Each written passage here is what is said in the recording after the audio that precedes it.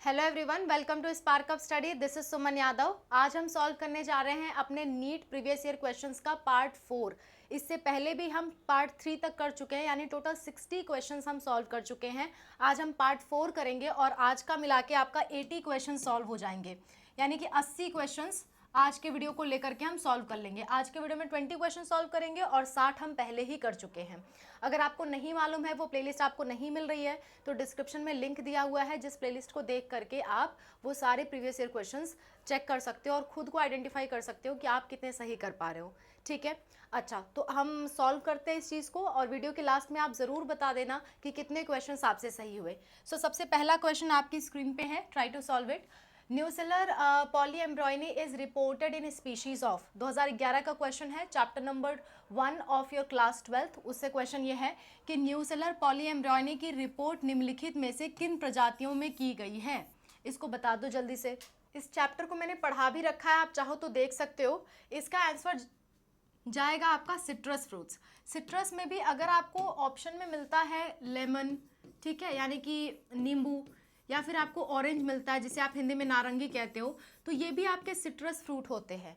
कोई भी ऐसा फल जो खट्टा होता है और जिसमें से रस निकलता है उसे हम सिट्रस फ्रूट कहते हैं। जो भी नींबू या ऑरेंज या बड़ा वाला जो नींबू आता है, चकोतरा जिसे आप कहते हो, ये सारी चीज़ें आपके सिट्रस फ्रूट्स में आते हैं। और सिट्रस फ्रूट से ही न्यूक्लियर पॉलीएम्ब्रॉयनी देखी गई है अभी तक। तो न्यूक्लियर पॉलीएम्ब्रॉयनी का एग्जाम्पल जो है न्यूसेलर पॉलीएम्ब्रॉयनी का जो एग्जाम्पल है वो है आपका सिट्रस। ठीक है, यहाँ रहा आपका आंसर, ए ऑप्शन सही था, सिट्रस। अगला क्वेश्चन आपके स्क्रीन पे, इसे सॉल्व कर दो। A woman has x link condition in one of her x chromosome, the chromosome can be inherited by, 2018 का क्वेश्चन है। एक महिला के एक्स गुणसूत्र में से एक पर एक्स लिंक्ड स्थिति है, गुणसूत्र विरासत में किसे मिल सकते हैं। 2018 का ये क्वेश्चन है। इकलौती बेटी को, इकलौते बेटे को, इकलौता पोता या बेटा और बेटी दोनों को मिल सकता है। अच्छा क्वेश्चन है आपका, जेनेटिक्स से क्वेश्चन है। जेनेटिक्स जो फर्स्ट चैप्टर है आपका, principle of inheritance and variation, वहां से ये क्वेश्चन है, इसे सॉल्व कर दो आप। चलो मैं थोड़ा सा समझा देती हूँ, आप वीडियो पॉज करके सॉल्व करना, क्योंकि हमारे पास ये मतलब ऑनलाइन क्लास नहीं है, आप इसे रोक करके सॉल्व कर सकते हो। ठीक है, इसमें आपको कोई प्रॉब्लम होती है तो आप ज़रूर बताना मुझे। देखो, फीमेल की अगर हम बात करें, फीमेल, और बात करें अगर हम मेल की, तो मेल में और फीमेल में दोनों में टोटल 46 क्रोमोसोम्स पाए जाते हैं, दोनों में 46। इनमें देखो 46 मतलब 23 पेयर्स, क्या होता है 23 जोड़े, 23 पेयर्स, 23 जोड़े पाए जाते हैं, पेयर्स। लेकिन इनका जो आखिरी पेयर होता है, जो लास्ट पेयर होता है, देखो 22 पेयर तो दोनों में सेम होंगे, 22 पेयर दोनों में सेम होंगे, लेकिन जो लास्ट पेयर होता है वो फीमेल में XX होता है और जो मेल होता है उसमें XY होता है। बात समझ में आ रही है। बाकी सारे गुणसूत्र, सारे क्रोमोसोम हम सब में सेम होते हैं, 22 के 22 पेयर, 22 के 22 जोड़े सेम होंगे, लेकिन जो आखिरी जोड़ा होता है, 23वां जोड़ा जो होता है, वो फीमेल में XX होता है, मेल में XY होता है। फीमेल से जब उसका बच्चा बनता है तो उसमें से एक X जो है वो उसके बच्चे में जाता है, और मेल का या तो X जाता है या तो Y जाता है। अगर Y जाएगा तो वो लड़का होगा, और अगर X जाता है मेल का तो वो क्या होता है, वो आपका लड़की बन जाता है। लेकिन फीमेल के पास तो कोई ऑप्शन नहीं है ना, वो अपना X वाला भेजेगी। अब X वाले में से 2 X है, तो चाहे ये X चला जाए चाहे ये किसी में भी जा सकता है, चाहे वो उसका लड़का हो या उसकी लड़की हो, ये किसी में भी जा सकता है। एक तरह से ऐसे समझो, देखो इन दोनों ने रिप्रोडक्शन अगर किया तो हो सकता है ऐसे कुछ XX बन जाए, ये दोनों आपस में मिल जाए, या हो सकता है ये वाला X और ये वाला X मिल जाए, ऐसा कुछ हो जाए, या फिर हो सकता है ये वाला X और ये वाला Y मिल जाए, XY, या फिर हो सकता है ये वाला X और Y मिल जाए, यानी कि XY हो जाए। तो फीमेल का कोई भी क्रोमोसोम, दोनों में से कोई भी क्रोमोसोम लड़के में भी पाया जा सकता है और दोनों में से कोई भी क्रोमोसोम लड़की में भी पाया जा सकता है। अब हमें कैसे मालूम कि वो कौन सा क्रोमोसोम है। एक्स लिंक्ड जब स्थिति है, एक्स लिंक्ड जब स्थिति है तो वो उसके किसी भी एक क्रोमोसोम पे हो सकती है, और वो क्रोमोसोम चाहे उसके बेटे में भी जा सकता है और बेटी में भी जा सकता है, क्योंकि फीमेल का X क्रोमोसोम ही बेटे में और बेटी में जाता है, तो किसी में भी जा सकता है, तो बेटा और बेटी दोनों में जाने की संभावना बनती है। ठीक है, ये जेनेटिक्स जब आप पढ़ोगे तो ज़्यादा अच्छे से क्लियर होगा, समय रहा तो मैं आपको जरूर पढ़ाऊंगी। बोथ सन एंड डॉटर, ठीक है। चलो अगला question, the equivalent of a gene is, gene का इक्विवेलेंट क्या है? अभी मैंने हाल ही में लैकोपेरॉन, एक इंपॉर्टेंट टॉपिक है, उसको पढ़ाया। अगर आपने उसे पढ़ा होगा तो ये क्वेश्चन आप सॉल्व कर लोगे। 2016 का क्वेश्चन है। संरचनात्मक जीन के समतुल्य कौन है? बता दो जल्दी से। वीडियो रोक करके आंसर देने की कोशिश करो। मैं आपको आंसर बता देती हूँ। इसका आंसर होगा सिस्ट्रॉन। ठीक है, क्या होगा आंसर? सिस्ट्रॉन। देखो, मोनोसिस्ट्रॉन, मोनोसिस्ट्रॉनिक कंडीशन किस में मिलती है? आपके यूकैरियोट्स में मिलती है। ये भी आप बात याद रखना। अगर आपको ये बातें नहीं समझ में आ रही है तो एक बार मेरे लैकोपेरॉन वाला वीडियो देखो, आपको समझ में आ जाएगा। ठीक है, मैं आपको इंपॉर्टेंट टॉपिक्स के वीडियो बना करके कवर करा रही हूँ जो आपके लिए ज़रूरी हैं। 25 इंपॉर्टेंट टॉपिक्स हम कवर कर रहे हैं, उससे आपके काफ़ी क्वेश्चंस पूछे जाते हैं, तो उसमें मैंने ये चीज़ पढ़ा रखा है। पॉलीसिस्ट्रॉनिक आपका मिलता है प्रोकैरियोट्स में। ठीक है, सो सिस्ट्रॉन मतलब होता है स्ट्रक्चरल जीन। और एडिशनली याद रख लो कि मोनोसिस्ट्रॉन किस में मिलता है? यूकैरियोट में। पॉलीसिस्ट्रॉन किस में मिलता है? प्रोकैरियोट में। P for poly, P for prokaryote, ऐसे आप याद रख सकते हो। फिलहाल हमारा आंसर था सिस्ट्रॉन। ठीक है, चलो अगला क्वेश्चन। सिस्ट्रॉन हमारा करेक्ट आंसर हो गया। अगला question, fourth question, Widal test किसके लिए होता है? विडाल टेस्ट किसके लिए होता है? 2010 का क्वेश्चन है, आसान क्वेश्चन है, आपके ह्यूमन हेल्थ एंड डिजीज वाले चैप्टर से है। फटाफट सॉल्व कर दो। सीधा सा आंसर है इसका टाइफाइड। टाइफाइड के लिए होता है आपका विडाल टेस्ट। ठीक है, एक बार कमेंट में मुझे लिख के बताना, एलाइजा, एलाइजा किसके लिए करवाया जाता है? एलाइजा एक बार कमेंट में लिख के बताना। चलो, टाइफाइड के लिए आपका क्या होता है? Widal test. अगला question, secondary productivity is rate of formation of new organic matter by. Secondary productivity किसके मतलब द्वारा की जाती है, ये आपको बताना है। द्वितीयक उत्पादकता किसके द्वारा की जाती है? उपभोक्ता, उपघटक, उत्पादक या परजीवी? 2013 का आपका क्वेश्चन है। देखो मैं आपको समझा देती हूँ। प्राइमरी प्रोडक्टिविटी जो होता है, प्राइमरी को ऐसे हम दर्शाते हैं। प्राइमरी प्रोडक्टिविटी, प्राइमरी उत्पादकता जो होती है वो कौन करता है? वो करते हैं पेड़ पौधे, प्लांट्स। ठीक है, जिन्हें आप ऑटोट्रोफ्स या स्वपोषी भी कह सकते हो, ऑटोट्रोफ्स। ठीक है, और जो आपकी सेकेंडरी प्रोडक्टिविटी होती है ये आपका कौन करता है? ये आपके करते हैं कंज्यूमर्स, जिन्हें आप हेट्रोट्रॉफ कह सकते हो, यानी कि विषमपोषी, जो कि पेड़ को खाते हैं या किसी ना किसी रूप में पेड़ पे डिपेंड है। तो आंसर क्या जाएगा आपका? कंज्यूमर आपका आंसर चला जाएगा, क्योंकि पूछा क्या था? पूछा था आपसे द्वितीयक उत्पादकता, तो वो आपका जाएगा उपभोक्ता यानी कि कंज्यूमर पे। ठीक है, चलो आगे बढ़ लेते हैं। अगला क्वेश्चन, छठवां question, besides paddy field cyanobacteria are also found inside the vegetative part of. ये मैंने आपको बताया था, फटाफट तैयार करने की कोशिश करो इसे। साइनोबैक्टीरिया खेतों के अलावा और किस जगह पाए जाते हैं? देखो, इक्विसेटम ये तो नहीं आंसर जाएगा, साइलोटम नहीं, पाइनस नहीं। साइकस एक ऐसा पौधा है, ये एक्चुअल में जिम्नोस्पर्म है। जिम्नोस्पर्म है, ये ऐसा जिम्नोस्पर्म है जो कि साइनोबैक्टीरिया के साथ सिम्बायोसिस करता है। तो ये मैंने आपको पढ़ा रखा था, जब मैंने आपको प्लांट किंगडम पढ़ाया था वहां मैंने पढ़ाया था। तो साइकस इसका करेक्ट आंसर चला जाएगा। ठीक है, प्लांट किंगडम में ये चीज़ है, आप पढ़ सकते हो, मैंने खुद पढ़ा रखा है, साइकस। ठीक है, साइकस इसका करेक्ट आंसर जाएगा। साइकस के लिए एक और बात मैंने पढ़ाई थी आपको, एक पढ़ाया था पीएम और एक पढ़ाया था सीडी, यानी कि पाइनस क्या होते हैं? मोनोशियस होते हैं। ये एक्स्ट्रा पॉइंट मैं आपको बता रही हूँ। देखो, पीवाईक्यू का मतलब सिर्फ रटना नहीं है, पीवाईक्यू का मतलब है उससे रिलेटेड सारी चीज़ें याद कर लेना। और सीडी में मैंने बताया था कि साइकस क्या होते हैं? डायोशियस होते हैं। ये भी आप चीज़ याद रख के रखो। ठीक है, पीएम, पीएम से याद कर लोगे। पाइनस क्या होते हैं? आपके मोनोशियस होते हैं, ये पी है ना, पाइनस, पाइनस। ठीक है, चलो आगे बढ़ते हैं। सातवां क्वेश्चन, नोमैटोफोर्स कहाँ पाए जाते हैं? ये भी मैंने आपको पढ़ा रखा है, मॉर्फोलॉजी में पढ़ाया है। 2018 का क्वेश्चन है कि न्यूमेटोफोर्स कहाँ पाए जाते हैं। देखो मैं आपको एक हिंट देती हूँ। न्यूमेटोफोर्स के लिए मैंने कहा था ये स्वैम्पी एरिया में पाए जाते हैं। स्वैम्पी मतलब दलदली इलाके में पाए जाते हैं, और दलदली इलाकों में नमक बहुत ज़्यादा होता है। नमक की मात्रा बहुत ज़्यादा होता है। अब बताओ कौन सा आंसर जाएगा, अब तो बता ले जाओगे। तो न्यूमेटोफोर्स कौन से जगह पाए जाएंगे? Halophytes, free floating halophytes, hydrophytes, carnivorous plant या सबमर्ज हाइड्रोफाइट्स होते हैं, ये क्या होते हैं? देखो हेलो मतलब होता है सॉल्टी, तो न्यूमेटोफोर्स आपके सॉल्टी प्लांट्स में मिलेंगे जो आपके सॉल्ट वाली कंडीशन में ग्रो करते हैं, क्योंकि स्वैम्पी यानी कि दलदली इलाके में सॉल्ट नमक की मात्रा बहुत ज़्यादा होती है और वहीं पे आपके न्यूमेटोफोर्स जमते हैं। न्यूमेटोफोर्स क्या होते हैं? रेस्पिरेटरी रूट्स होते हैं। न्यूमेटोफोर्स की अगर मैं बात करूं तो न्यूमेटोफोर्स क्या होते हैं? कोई पौधा अगर ऐसा है और वो अगर दलदल में है तो क्या होगा, इसकी जड़ें सांस नहीं ले पाएंगी, इसलिए जड़ें ऊपर की तरफ आ जाती हैं।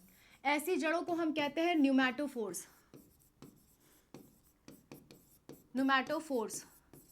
और इसी का दूसरा नाम होता है आपका रेस्पिरेटरी रूट्स।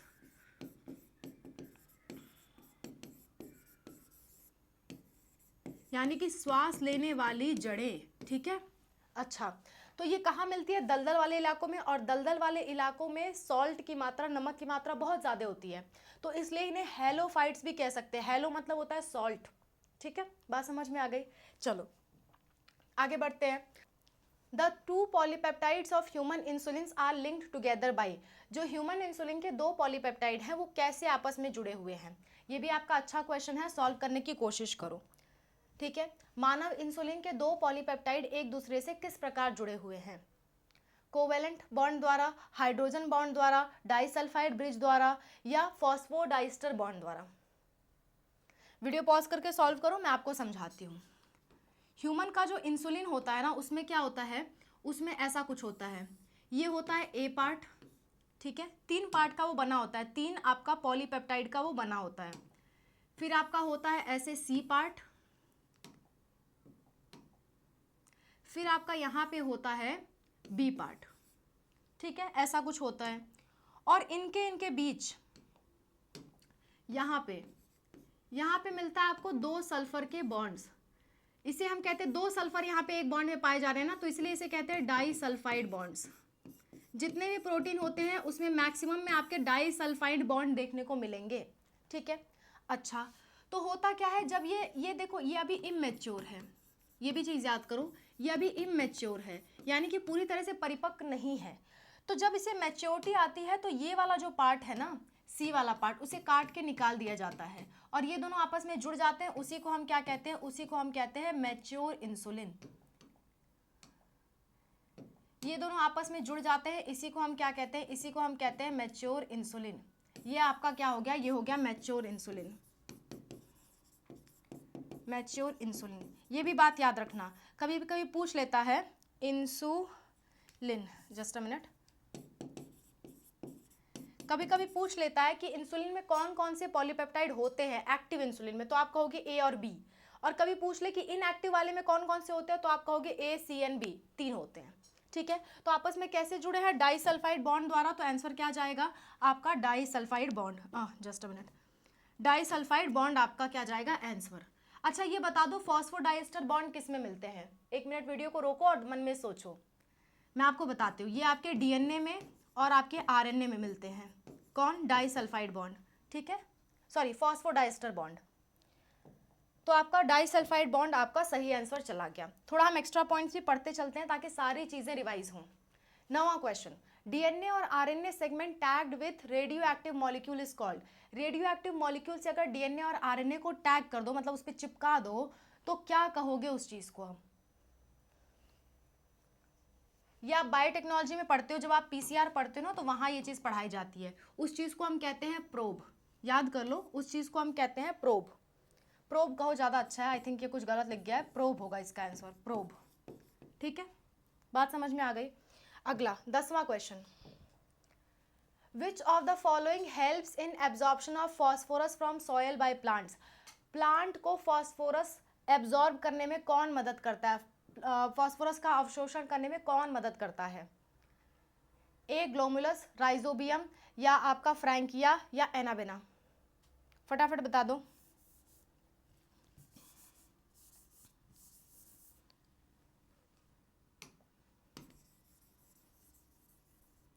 देखो, ये जो आपके होते हैं राइजोबियम, फ्रैंकिया और एनाबेना, ये क्या है, ये आपके बैक्टीरिया हैं और ये क्या करते हैं, नाइट्रोजन फिक्सेशन का काम करते हैं, नाइट्रोजन फिक्सेशन। तो ये जब पेड़ों के साथ रहते हैं तो उनको नाइट्रोजन प्रदान करने में मदद करते हैं, नाइट्रोजन फिक्स करके। लेकिन जो ग्लोमस है वो एक तरह का फंजाई है, एक तरह का कवक है। ये क्या करता है, ये तो नाइट्रोजन फिक्सेशन कर नहीं सकता, लेकिन ये प्लांट के साथ सिम्बायोसिस शो कर रहा है, सिम्बायोसिस। सिम्बायोसिस मतलब प्लांट के साथ रह रहा है, तो साथ रहने में कुछ लेन देन तो करना होगा। तो ये सोचता है मैं क्या करूं, चलो मैं प्लांट को फॉस्फोरस ही मतलब प्रोवाइड करने में मदद कर देता हूं। तो ये क्या करता है, ये प्लांट को फॉस्फोरस लेने में मदद करता है सॉइल से, और बाकी जो बैक्टीरिया होते हैं वो नाइट्रोजन मतलब लेने में मदद करते हैं, नाइट्रोजन फिक्सेशन करके। तो ग्लोमस इसका सही आंसर चला जाएगा, और ग्लोमस क्या है, एक तरह का फंगस है, कवक है, ठीक है। तो ग्लोमस आपका सही आंसर। अगला question, grafted kidney may be rejected in patient due to, अगर कोई किडनी बाहर से लगाई गई है, मरीज में प्रत्यारोपित की गई है, तो ऐसी किडनी किन कारणों से रिजेक्ट हो सकती है, मतलब अस्वीकार की जा सकती है किसी पेशेंट की बॉडी के द्वारा। ऐसा क्या हो सकता है जिससे वो किडनी अस्वीकार कर दी जाए, फटाफट बता दो। ये आपके इम्यून सिस्टम वाले मतलब उससे पूछा गया टॉपिक से, human health and disease chapter है। देखो मैं आपको समझाती हूँ, थोड़ा हम समझ के चलेंगे। जो आपका इम्यूनिटी होती है, यानी कि प्रतिरक्षा प्रणाली जो होती है आपकी, वो दो प्रकार की होती है। एक होती है आपकी बी सेल द्वारा, ऐसी इम्यूनिटी को हम कहते हैं ह्यूमोरल इम्यूनिटी, ह्यूमोरल, ठीक है, नाम याद रहना चाहिए, ठीक है। दूसरी होती है टी सेल द्वारा इम्यूनिटी, इसे हम कहते हैं cell mediated immunity, cell mediated. और बी वाले का एक और नाम है, इसे हम एंटीबॉडी वाली इम्यूनिटी भी कहते हैं, एंटीबॉडी वाली, ठीक है। बात समझ में आ रही है, जस्ट अ मिनट, ये बात आपको समझ में आ रही है, ठीक है। तो जब भी कभी आपका मतलब मान लो कोई किडनी आपके शरीर में लगाया गया, कुछ और चीज़ लगाया गया, तो टी सेल क्या करती है, चिल्ला चिल्ला के सबको बुला लेती है, देखो बाहर ही कोई आया है, देखो बाहर ही कोई आया है, ये बड़ा चिल्लाती है। तो ये चिल्ला चिल्ला के सबको बुला लेती है और उस ऑर्गन को मरवा देती है जो बाहर से आया गया है। यानी जैसे मान लो किसी का किडनी खराब है, तो बाहर से कोई किडनी उसको लगा दी गई, किसी और की किडनी, तो ये उसके बॉडी के लिए नई चीज़ है ना, उसके बॉडी के लिए बाहरी चीज़ है। तो टी सेल जब देखती है ये बाहरी चीज़ तो चिल्लाने लगती है, अरे बाहर का कोई आया, फटाफट इसको मारो, बाहर का कोई आया, फटाफट इसको मारो।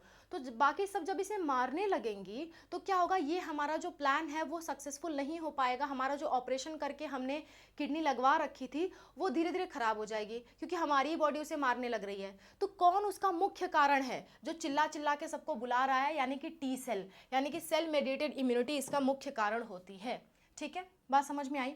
तो सेल मेडिएटेड इम्यूनिटी जो होती है ये इसका मुख्य कारण होती है, कोशिका मध्यस्थ प्रतिरक्षा प्रतिक्रिया, ठीक है। चलो ये आपका आंसर चला जाएगा। अगला क्वेश्चन सॉल्व कर लेते हैं, जो कि आपका 12वां question, analogous structure are result of, analogous structure किसका रिजल्ट है, अनुरूप संरचना का परिणाम क्या है, 2016 का क्वेश्चन है। Shared ancestors, established selections, divergent evolution, convergent evolution. मैंने आपको एक बार और पीवाईक्यू करवाया था, उसमें मैंने आपको समझाया था कि दो शब्द होते हैं, एक होता है आपका एनालॉगस, मैंने यहाँ होमोलॉगस लिखा था तो मैं वही लिख देती हूँ ताकि आपको कंफ्यूजन ना हो। मैंने जब पिछली बार समझाया था तो इधर साइड मैंने होमोलॉगस लिखा था, होमोलॉगस, और दूसरा होता है एनालॉगस।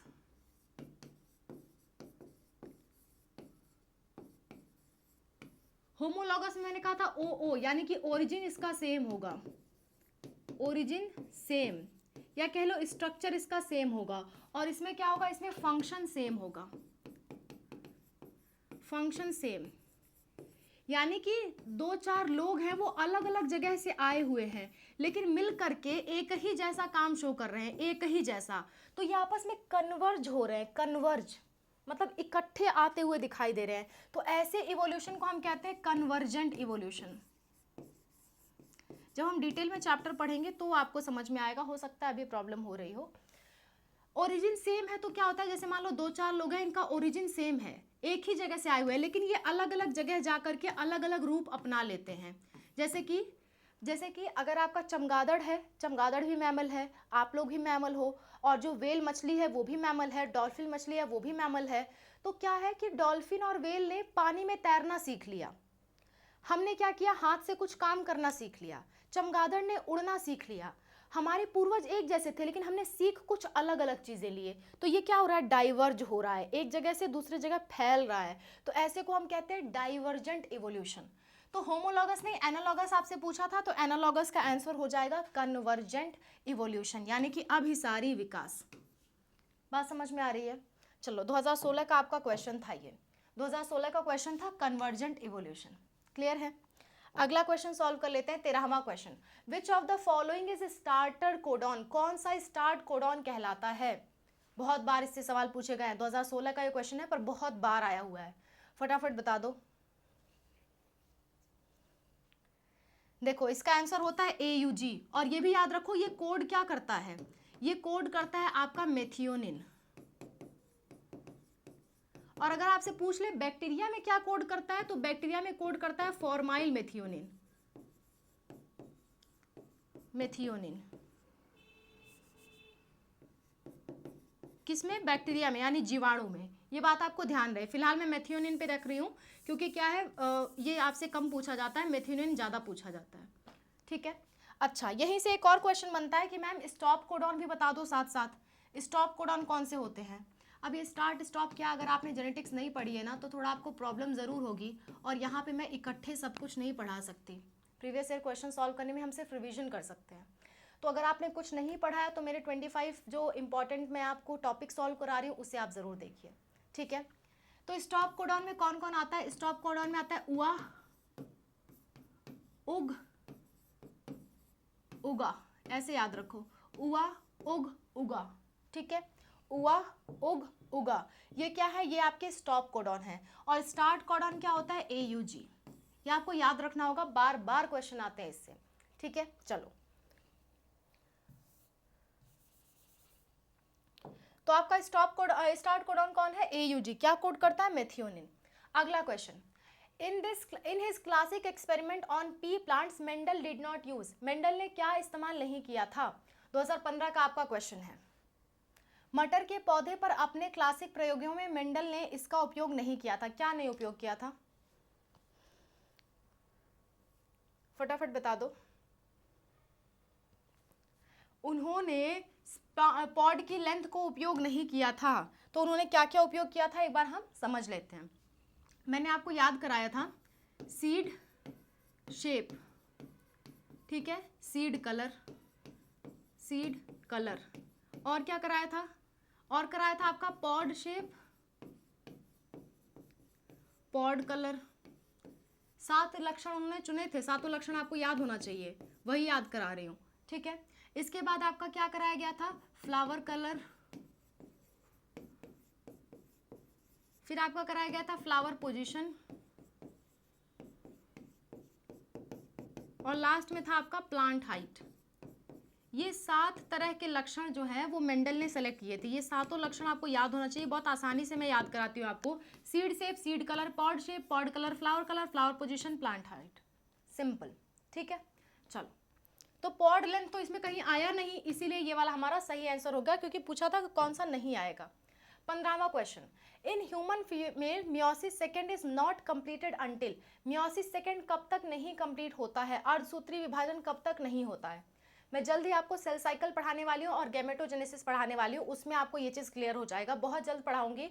जो आपका 25 इंपॉर्टेंट टॉपिक्स है ना, उसे मेरी पूरी कोशिश है कि मैं आपको 20 तारीख तक कंप्लीट करके दे दूँ, 25 इंपॉर्टेंट टॉपिक्स जो हम पढ़ रहे हैं। ठीक है, चलो करो इसको।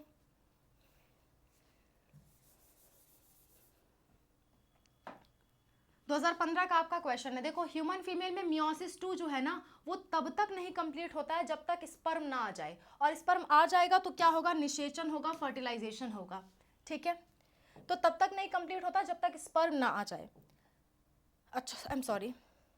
16वां question, the 24-hour diurnal rhythm of our body such as sleep awake cycle is regulated by hormone। हमारे शरीर के 24 घंटे की दैनिक लय जैसे नींद जागने का चक्र किस हार्मोन द्वारा नियंत्रित होता है? वैसे आपने आंसर तो देख लिया है, तो अब मुझे कमेंट में ये लिख के बताना कि वो हार्मोन कौन सा ग्लैंड रिलीज करता है। जल्दी हम ग्लैंड्स एंड हार्मोन्स पे भी पढ़ेंगे। देखो जो मैंने 25 टॉपिक्स आपको बताए हैं ना, आप अगर ध्यान से देखो तो मैक्सिमम प्रीवियस ईयर क्वेश्चन उन्हीं टॉपिक से आए हुए हैं। तो मैंने बहुत छांट के वो टॉपिक निकाले, बहुत छांट के आपको वो टॉपिक पढ़ा रही हूँ, तो उसे आप ज़रूर तैयार करके जाना। और प्रीवियस ईयर क्वेश्चन 100 में कराऊंगी, कम से कम 100 ज़रूर करके जाना, ठीक है। चलो देखो, ये होता है आपका मेलेटोनिन द्वारा, और ये रिलीज होता है पीनियल ग्लैंड से। पीनियल ग्रंथि एक होती है, पीनियल ग्लैंड होती है, उससे ये रिलीज होता है, ठीक है, मेलेटोनिन। और डायर्नल रिदम मतलब जैसे कि आपको कभी कभी क्या होता है कि आपको दिमाग सेट होता है कि कितने बजे जगना है, रात हो गई तो नींद आना है, ये सब दिमाग सेट होता है। कैसे सेट होता है? इसी ग्लैंड के द्वारा जो मेलेटोनिन हार्मोन निकलता है, उसकी वजह से आपका दिमाग सेट होता है कि कब जगना है, कब सोना है। मेलेटोनिन। अगला question, identify the basic amino acid in the following. इसमें से बेसिक अमीनो एसिड कौन सा है, यानी कि जो क्षारीय अमीनो अम्ल है वो कौन सा है, फटाफट बता दो। तीन होते हैं, तीन बेसिक अमीनो एसिड होते हैं, आपको याद होना चाहिए। देखो कौन कौन सा होता है, एक होता है आपका हिस्टिडीन, तीन होते हैं बेसिक अमीनो एसिड, तीनों के नाम याद करा रही हूँ, हिस्टिडीन, लाइसिन और होता है आपका आर्जिनिन। ये आपके तीन जो हैं, ये आपके ऐसे मतलब अमीनो एसिड होते हैं जो कि क्षारीय होते हैं। क्यों क्षारीय होते हैं? क्योंकि इनके पास दो NH3+ ग्रुप होता है, दो NH3+ ग्रुप होता है, इसलिए ये क्षारीय होते हैं। ये भी आपको मालूम होना चाहिए, इसलिए ये बेसिक होते हैं। तो आंसर मिला लो, कौन सा आंसर जाएगा? लाइसिन। कौन सा आंसर जाएगा? लाइसिन। और इनमें से दो जो है वो हिस्टोन प्रोटीन पे पाए जाते हैं। कौन कौन से? लाइसिन और आर्जिनिन आपके हिस्टोन प्रोटीन में पाए जाते हैं। ये भी आपसे सवाल पूछा जाता है, एक्स्ट्रा पॉइंट्स में याद रखो, ठीक है। तो लाइसिन आंसर गया। 18वां question, which of the following cell organelle is enclosed by single membrane. कौन सा सेल ऑर्गेनल सिंगल मेम्ब्रेन द्वारा घिरा होता है? ये मैंने आपको एक दिन याद कराया था, 2016 का क्वेश्चन है। देखो केवल तीन ही ऐसे सेल ऑर्गेनल हैं जो कि, सेल ऑर्गेनल मतलब कि आपका कोशिका अंगक, ठीक है। तीन ही ऐसे सेल ऑर्गेनल हैं जो कि आपके डबल मेम्ब्रेन से घिरे होते हैं। उसका नाम है न्यूक्लियस, माइटोकॉन्ड्रिया एंड क्लोरोप्लास्ट। तो कौन सा सिंगल मेम्ब्रेन से हो गया? आंसर हो गया आपका लाइसोसोम, क्योंकि केवल यही तीन हैं जो डबल मेम्ब्रेन से घिरे होते हैं। डबल मेम्ब्रेन होती है इसके ऊपर, बाकी सब के ऊपर क्या होती है? Single membrane. तो आंसर क्या गया आपका? लाइसोसोम, ठीक है। चलो, ray florets have, ray florets कैसी ओवरी होती है उसके पास? अच्छा, रे फ्लोरेट क्या है पहले समझ लो थोड़ा सा, फिर आप सॉल्व करना। देखो सूर्यमुखी जानते हो ना, सूर्यमुखी देखी है, ऐसा कुछ होता है, और इसके बाद ऐसा कुछ फ्लावर होता है उसका, है ना। क्या सूर्यमुखी एक फूल होता है? नहीं, यही तो आपको नहीं समझ में आता। ये एक फूल नहीं है, आपको लग रहा होगा ये एक ही फूल है, मैम क्या बकवास कर रही है ये, लेकिन ये एक फूल नहीं है, इसमें बहुत सारे फ्लावर्स पाए जाते हैं। ये पूरा एक इन्फ्लोरेसेंस है, यानी फूलों का गुच्छा है ये पूरा। ये एक फूल नहीं है, इसमें कई फूल आते हैं। उसमें से इस वाले को, हर एक को हम कहते हैं रे फ्लोरेट। ये हर एक अपने आप में एक फूल है, रे फ्लोरेट कहते हैं इसे, फ्लोरेट। और ये जो बीच में होते हैं, आप इसे अगर फाड़ के देखोगे तो इसमें भी छोटे छोटे फूल होते हैं, छोटे छोटे छोटे छोटे। इन छोटे छोटे फूलों को हम कहते हैं डिस्क फ्लोरेट। तो पहली बात तो ये जान लो कि जो आपका सूर्यमुखी है, वो सूर्यमुखी एक फूल नहीं है, वो फूलों का पूरा गुच्छा है। और उसमें दो तरह के फूल पाए जाते हैं, एक होता है आपका डिस्क फ्लोरेट, एक होता है आपका रे फ्लोरेट। बात समझ में आ गई? चलो, इतनी बात आपको समझ में आनी चाहिए। अब ये क्वेश्चन सॉल्व होगा। रे फ्लोरेट क्या है? रे फ्लोरेट का कैसा ओवरी होता है? ये मैंने आपको पढ़ाया था मॉर्फोलॉजी वाले चैप्टर में, जल्दी से बता दो। देखो सबका एग्जाम्पल याद कर लेते हैं। सुपीरियर ओवरी का एग्जाम्पल था कि चाइना के हर घर में, चाइना रोज, चाइना के हर घर में सरसों का साग बनता है, यानी कि मस्टर्ड, सरसों का साग बनता है, यानी कि सुपीरियर ओवरी, सुपीरियर ओवरी, ठीक है। अच्छा, अब क्योंकि सुपीरियर लोग आए हैं तो इनके सरसों के साग में क्या पड़ जाता है? ब्रिंजल भी पड़ जाता है, बैंगन भी पड़ जाता है, ऐसा मैंने कुछ आपको याद कराया था। और इन्फीरियर ओवरी मैंने आपको क्या याद कराया था? कुकुम्बर। सब एग्जाम्पल याद करने हैं हम, ठीक है। कुकुम्बर, गुआवा और एक था रे फ्लोरेट ऑफ सनफ्लावर, रे फ्लोरेट ऑफ सनफ्लावर, ठीक है, सूर्यमुखी का रे फ्लोरेट। हाइपोगाइनस, हाइपोगाइनस हम सुपीरियर ओवरी को ही कहते हैं। हाफ इंफीरियर ओवरी का जो एग्जाम्पल था वो था प्लम, पीच और था आपका रोज। ये सारे एग्जाम्पल आपको याद होने चाहिए, बार बार घुमा फिरा के पूछता है, आपको याद होने चाहिए। तो रे फ्लोरेट में कौन सा एग्जाम्पल जाएगा आपका, इंफीरियर ओवरी का एग्जाम्पल जाएगा, ठीक है, इंफीरियर ओवरी का एग्जाम्पल जाएगा। बात समझ में आ रही है? ये चाहे आपका डिस्क फ्लोरेट पूछे चाहे आपका रे फ्लोरेट पूछे, दोनों का एग्जाम्पल कौन जाएगा आपका, इंफीरियर ओवरी, ठीक है। चलो अगला 20वां and last question, which of the following show isogamy with non flagellated gamete. ये भी मैंने आपको करा रखा है, बहुत आसानी से कर लोगे, 2014 का क्वेश्चन है। निम्नलिखित में से कौन सा गैर फ्लैजिलेटेड गैमेट के साथ आइसोगैमी दिखाता है, 2014 का क्वेश्चन है, फटाफट बता दो। मैंने आपको याद कराया था स्प्रिंग, स्प्रिंग क्या होता है, हर जगह एक समान होता है, और क्या ये मूव करता है, नहीं। तो आइसोगैमी और एक समान नॉन फ्लैजिलेटेड मूव नहीं करता। ये मैंने कहा किसको क्या था, स्प्रिंग मतलब स्पाइरोगाइरा, ऐसे मैंने आपको याद कराया था। जिसको नहीं याद है वो चैप्टर नंबर 2 देखे, बायोलॉजिकल क्लासिफिकेशन, जहाँ मैंने पढ़ा रखा है वो जा करके देखे। पूरी जो वन शॉट वीडियोस हैं उसका लिंक आपको, उसके प्लेलिस्ट आपको डिस्क्रिप्शन में मिल जाएगी, डिस्क्रिप्शन में लिंक है, उस प्लेलिस्ट को जाके देखो, चैप्टर नंबर 2 में मैंने पढ़ा रखा है, ठीक है। So that's all about the video. Total 20 questions आज हमने और सॉल्व किए, स्पाइरोगाइरस का आंसर था। All the best for your examination dear students. अब तक हम लोग 80 क्वेश्चन सॉल्व कर चुके हैं, इसके बाद हम लोग 20 क्वेश्चंस और सॉल्व करेंगे, उसके बाद इस सीरीज़ पे मैं थोड़ा ब्रेक लगाऊंगी और आपकी जो 25 इंपॉर्टेंट टॉपिक्स हैं उसको मैं कवर कराऊंगी, फिर धीरे धीरे आपका जो वन शॉट वीडियोस है उसको कराऊंगी, जितना हो पाएगा उतना हम करेंगे, ठीक है, ठीक है। So that's all about the video. I hope this video was helpful for you. Thank you so much for watching. Bye, take care, wish you all the best for whatever you are going to do.